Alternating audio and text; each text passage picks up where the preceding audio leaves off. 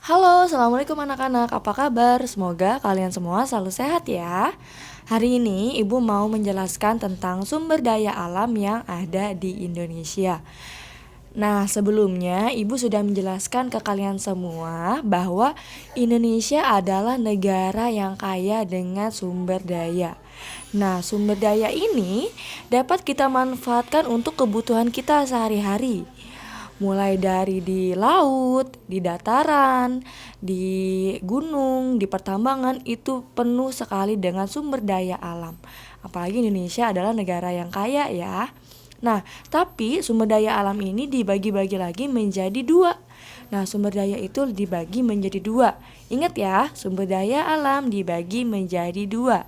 Yang pertama ada sumber daya hayati dan sumber daya non-hayati. Sumber daya alam hayati itu seperti hewan, tumbuhan, dan mikroba. Nah, ini biasanya kita manfaatkan dalam kehidupan kita sehari-hari. Ketika kita makan, mungkin di antara kalian ada yang suka makan sayur. Nah, itu kita memanfaatkan sumber daya alam hayati. Atau di sini ada yang suka makan daging ikan, daging ayam, daging sapi. Nah, di situ juga kita memanfaatkan sumber daya alam hayati atau mikroba. Nah, mikroba itu juga salah satu sumber daya alam hayati yang biasanya dimanfaatkan oleh para petani atau para pembuat bahan pangan dalam mengolah makanannya, seperti dalam pengolahan tempe, pembuatan yogurt, dan lain sebagainya. Selanjutnya ada sumber daya alam non hayati. Nah, sumber daya alam non hayati ini biasanya memang sudah ada disediakan oleh alam, seperti udara, matahari, tanah, dan juga air. Dan ini biasanya kita manfaatkan dalam kehidupan kita sehari-hari. Misalnya para nelayan memanfaatkan udara untuk berlayar.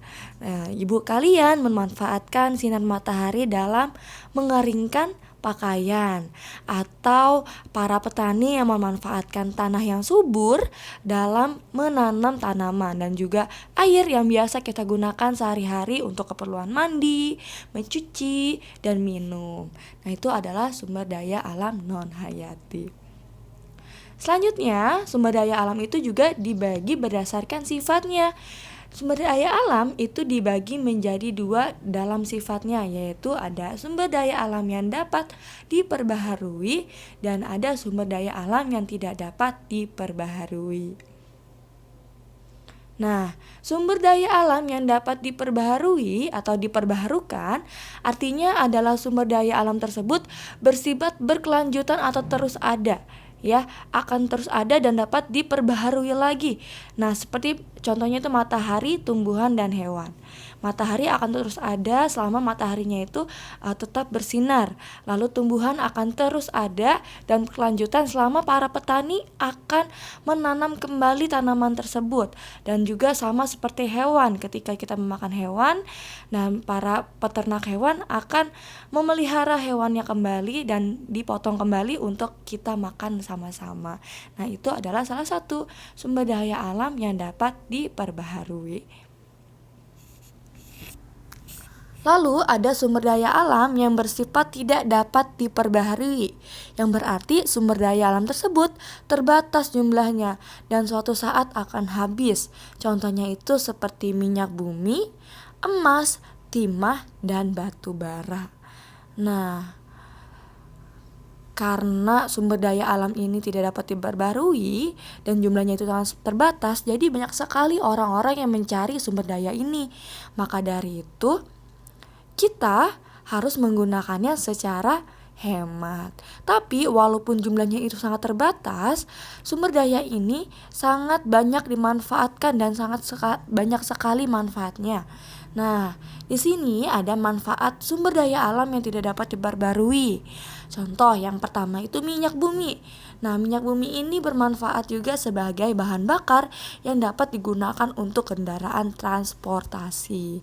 Ketika kita menggunakan kendaraan bermotor seperti motor, mobil, atau bis, itu kita menggunakan minyak bumi atau bensin sebagai sumber tenaga agar kendaraan itu bisa berjalan dengan baik. Lalu ada juga emas. Nah, emas ini dimanfaatkan sebagai di industri perhiasan. Nah, mungkin orang tua kalian atau mama kalian punya ya di rumah emas ini. Nah, emas itu juga salah satu manfaat sumber daya alam yang tidak dapat diperbarui dan jumlahnya sangat sedikit. Makanya kalau emas itu terbilang cukup mahal. Selanjutnya juga ada timah. Nah, timah ini dimanfaatkan sebagai untuk industri kesehatan dalam penggunaan obat-obatan. Selanjutnya ada batu bara. Nah, batu bara ini dimanfaatkan untuk sumber bahan bakar pembangkit listrik, menghasilkan produk gas, menjadi bahan bakar transportasi, dan lain sebagainya. Selanjutnya juga ada yang namanya tembaga. Nah, tembaga ini dimanfaatkan sebagai bahan pembuat kabel listrik, konstruksi bangunan, dan lain sebagainya.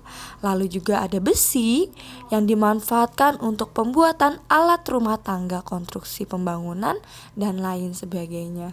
Lalu juga ada kapur yang dimanfaatkan untuk industri konstruksi pembangunan, yodium yang digunakan untuk industri makanan.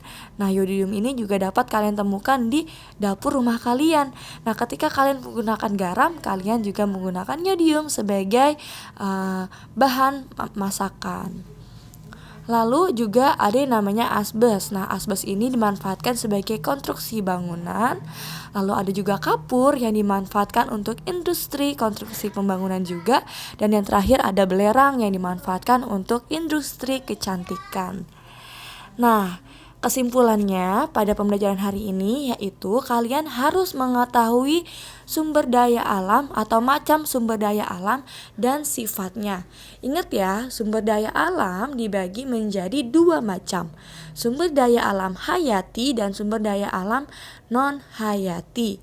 Lalu juga berdasarkan sifatnya, sumber daya dibagi menjadi 2.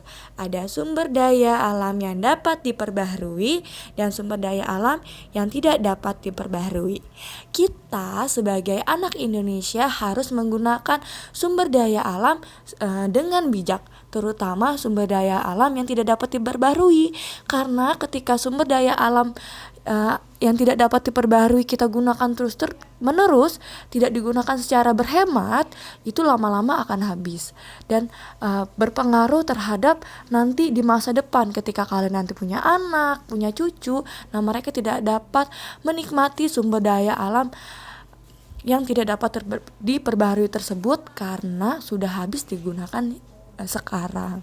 Maka dari itu kita harus berhemat dan selalu menjaga alam kita agar sumber daya alam akan terus ada dan dapat kita terus manfaatkan. Oke, selesai video dari Ibu, penjelasan dari Ibu, semoga bermanfaat. Jangan lupa untuk memberikan komentar sebagai absen hari ini. Tetap semangat belajar walaupun belajarnya masih di rumah. Terima kasih. Wassalamualaikum warahmatullahi wabarakatuh. Sampai berjumpa di video selanjutnya. Dadah.